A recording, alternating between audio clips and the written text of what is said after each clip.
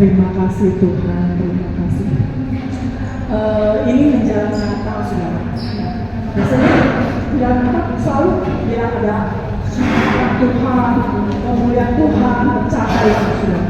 Nah, bagaimana kita bisa menjadi sinar terang kemuliaan Tuhan, saudara? Dan kita percaya kalau sinar terang kemuliaan Tuhan itu ada pada kita akan melihat, wah, di mana-mana, oh dia, di mana-mana, wah dicari orang, oh di mana-mana diperlukan orang, saudara. Ya, seperti itu. Nah, sebelum kita menerima terang sinar Tuhan, sebelum kita menjadi terang sinar Tuhan, apa yang Tuhan mau dari kita, saudara? Ya, setiap kita pasti Tuhan kasih rencana yang baik. Tuhan masih kasih rencana yang supaya kita juga bersinar, supaya kita berguna untuk kerajaan Allah, supaya kita berguna untuk sesama. Dan itu janji Tuhan kepada kita, itu rencana Tuhan pada setiap kita, saudara. Ya. Oh, janji Tuhan itu bukan janji yang punya serem, bukan janji yang menakutkan, tetapi janji yang damai sejahtera, janji yang penuh masa depan, penuh bahagia, penuh harapan, saudara. Jadi, bagaimana sih kita tahu janji Tuhan itu? Bagaimana sih hidup kita? Dimana setiap orang beda-beda. Tetapi kalau kita lebih dekat sama Tuhan, kita baca firman Tuhan setiap hari, dan pasti kita dipimpin oleh Roh Kudus, sehingga janji-janji itu terjadi, saudara. Kita hidupnya sesuai dengan firman. Jalannya kita bukan jalannya sendiri, tetapi jalan-jalannya Tuhan. Tuhan akan membimbing kita, saudara. Tuhan akan membimbing kita. Oh, kita ke kanan. Oh, kita kiri. Semuanya dituntut oleh Roh Kudus, saudara. Ya, jadi sekarang kita baca ayatnya. Ini banyak baca ayat, tapi terserah ya, nanti Tuhan mau nyampaikan. Nih, Mazmur 33 ayat 11. Tetapi rencana Tuhan tetap selama-lamanya, rancangan hatinya turun-temurun. Ya, kalau kita nggak tahu rancangan Tuhan sama kita apa, kita berdoa, terus kita baca firman, dan kita diteguhkan di dalam hati kita. Oh, ada apa gitu? Oh, Tuhan maunya apa? Saudara, sebelum saya jadi pendeta, saya nggak tahu saya harus jadi pendeta. Sebab saya sekolahnya ekonomi, saudara. Pokoknya dulu keluarga saya selalu bilang, kita orang Chinese harus jadi pengusaha. Karena dulu papa saya belum percaya Yesus, jadi ujung-ujungnya teman kita cari duit. Sebenarnya cari duit nggak salah, saudara. Ya, karena kita juga beruang. Tetapi yang utama adalah cari Tuhan Yesus, sumber segala keuangan kita. Ya, jadi kita fokusnya usia kita bukan fokus yang salah, saudara. Nah, saya baru tahu setelah saya terus bergumul, saudara. Setelah saya bisnis ini, bisnis itu, kerja ini, dia itu ujung-ujungnya gagal, ujung-ujungnya nggak bagus, saudara. Paling 3 tahun terus tidak, 3 tahun lagi nggak betah. Bisnis ini bangkrut, bisnis ini jatuh, bisnis ini nggak bangun, saudara. Jangan bilang saya nggak pernah, saya kursus. Tidak, saudara, dulu masih belum di dalam rencana Tuhan, belum di dalam rencana Tuhan. Hidup saya ya kelihatannya biasa-biasa aja, orang baik-baik aja, tapi rencana yang baik belum tentu juga dari Tuhan. Karena rencana baik itu kan rencana manusia, sedangkan rencana Tuhan pasti yang terbaik buat kita. Ya, satu hari Tuhan memanggil saya. Tuhan bilang, kamu harus lepasin semua pekerjaan itu dan kamu keluarkan. Saya waktu itu nggak kenal langsung, saudara. Saya pengen dalam Yesus, dan itu surat Tuhan, saudara. Tapi saya pikir nggak mungkin. Saya lagi senang-senangnya kerja, saya lagi di top puncak kerja, asal tiba-tiba suruh meninggalin. Nah, saudara, ternyata Tuhan tahu. Waktu di saat top puncak kemudian 1998, wah, saya pengen, saudara, semua butik-butiknya tutup, saudara. Tahu begitu saya jadi hamba Tuhan, saya nggak tahu, dan Tuhan nggak bilang ke depannya begini. Kenapa Tuhan nggak bilang? Karena saya nggak peka waktu itu. Karena kenapa nggak peka? Karena tidak berdoa, karena tidak fokus sama Tuhan. Saya lagi ke gereja, sudah cuma di setengah, saudara. Gimana ngomong apa yang lucu-lucu, tapi sudah itu lupa. Saya rajin berdoa, cuma kalau di berdoa sudah ini mengenang-enang yang mana gitu. Saudara, orang-orang di berdoa bahasa, saya nggak fokus. Pokoknya saya terhayal sudah nanti begini, nanti kita ke Paris, seperti begitu sudah. Tidak fokus dan masih hidup duniawi, saudara. Saya pasti suka galak dulu, saudara. Sekarang di sini yang galak-galak berubah, saudara. Saya kalau ngomong galak berarti masih ada yang galak, masih ada yang judes. Saya dulu kalau senggol, saya bisa buka kaca, woi, bisa begitu saudara.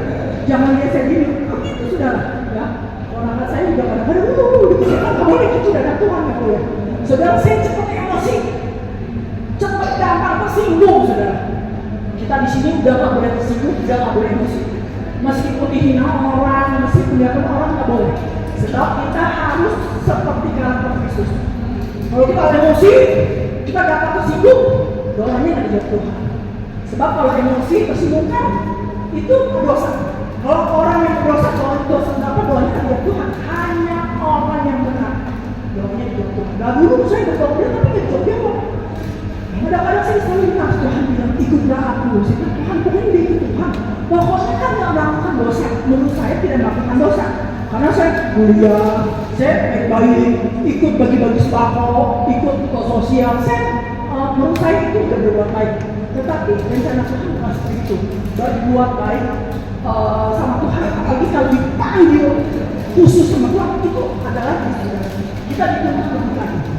Di sini saya tahu ada beberapa yang akan dipanggil khusus sama Tuhan, ya bukan dipanggil untuk meninggal, tapi dipanggil untuk layanan. Sebab pernah bilang, wah dipanggil Tuhan, jangan meninggal. Nah seperti itu. Rancangan Tuhan, rancangan damai sejahtera, rancangan masa depan Tuhan. Ya, kita baca lagi. Nah, Mazmur 33 ayat 10, ya. Tuhan bilang ini, Tuhan menggagalkan rencana bangsa-bangsa, yang meniadakan rancangan suku-suku bangsa. Jadi meskipun perang sama sini, memutin kemudian kalau bilang bukan rencana Tuhan, Tuhan akan gagalkan. Sebab Tuhan yang lebih tahu ke depannya seperti apa. Tuhan juga menggagalkan rencana orang-orang fasik. Nah, ya, Mazmur 140 ayat 8 bilang seperti ini.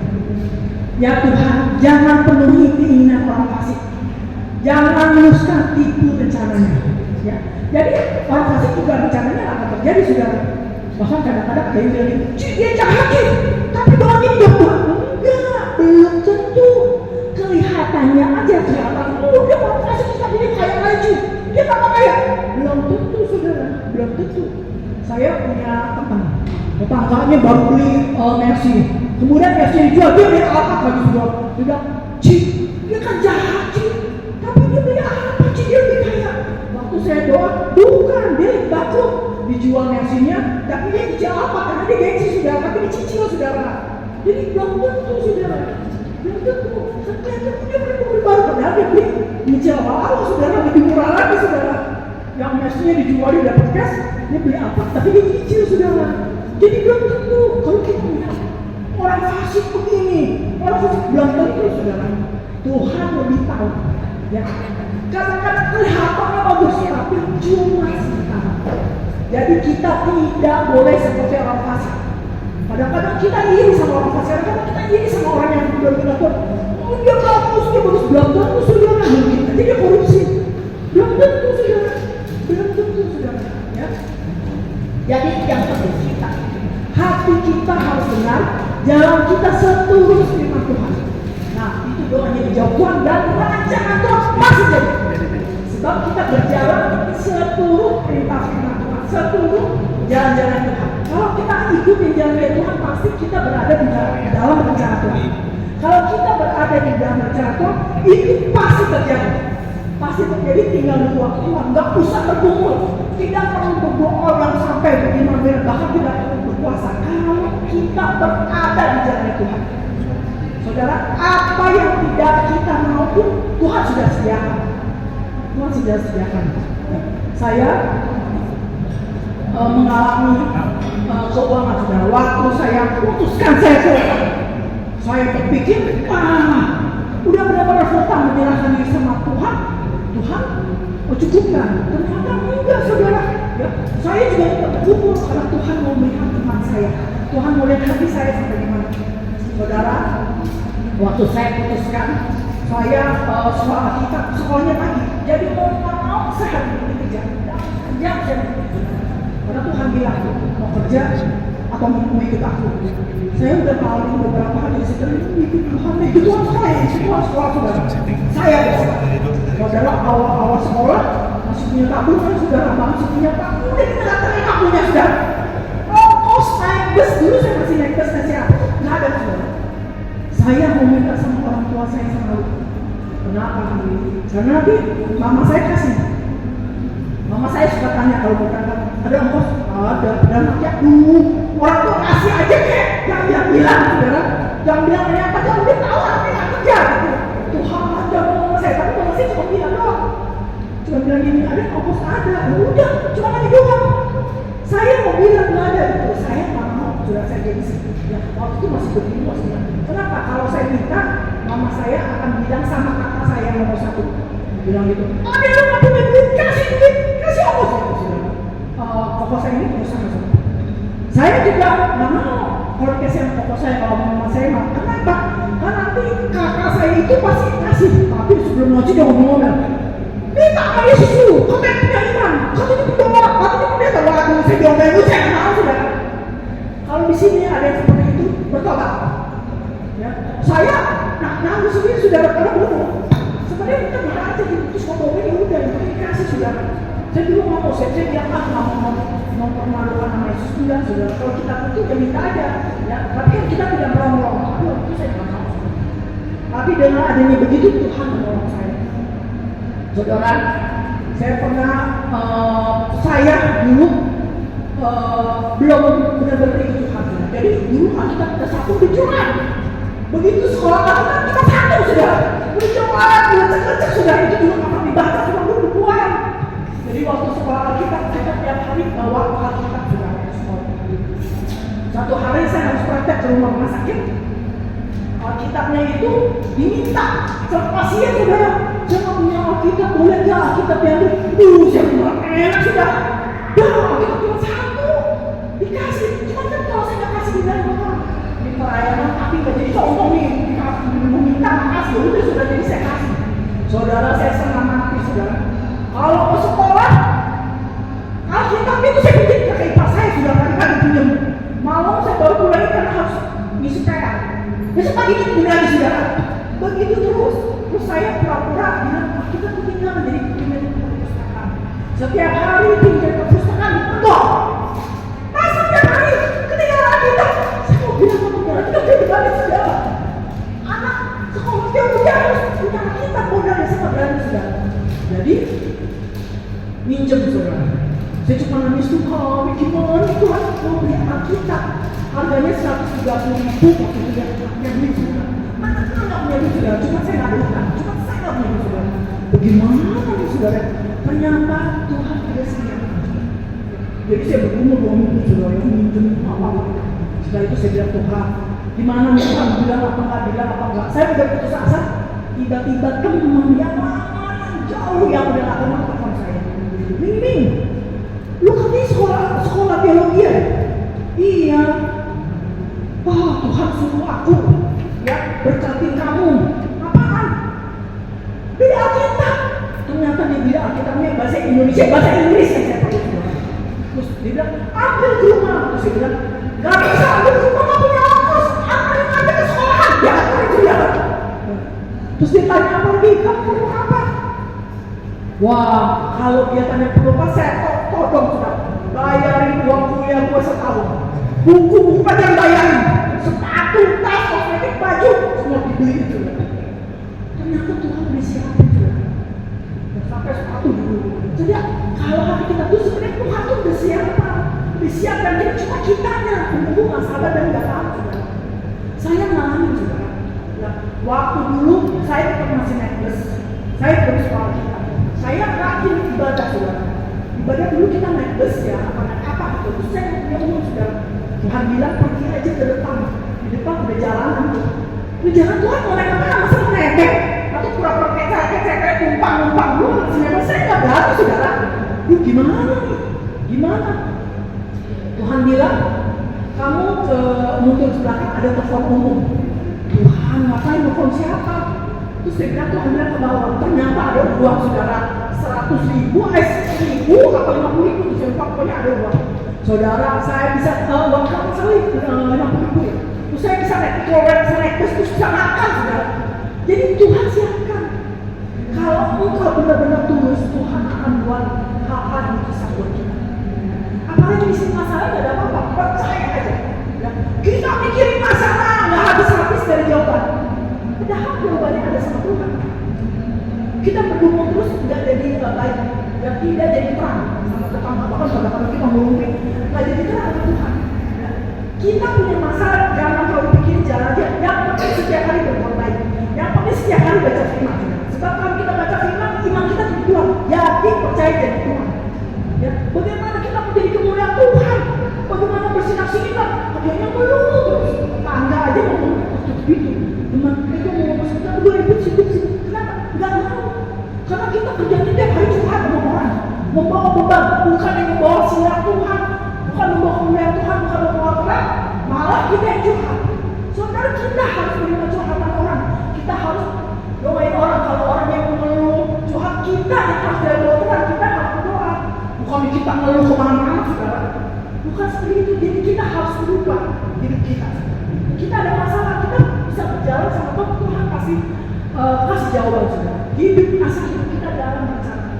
Hidup kita jalan di dalam rencana Tuhan. Saya baca lagi satu ayat juga.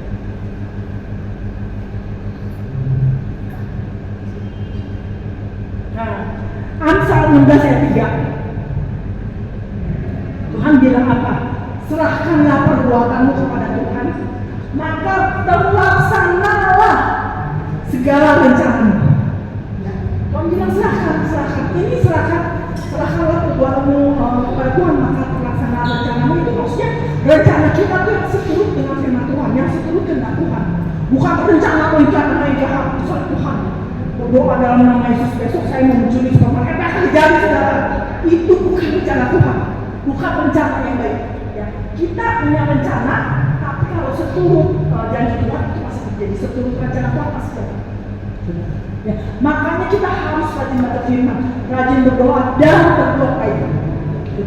Kita jangan terus bertumbuh dengan masalah. Kalau kita bertumbuh dengan masalah, kita tidak menjadi terang Tuhan. Tidak dia ini banyak masalah, jadi jangan jauh-jauh banyak masalah.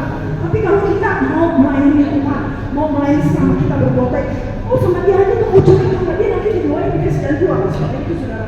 Terus dia berbuat baik, cerita aja apa nanti mungkin aja dia berjalan dia bisa kasih kamu berkat seperti itu. Jadi ada jalan Tuhan.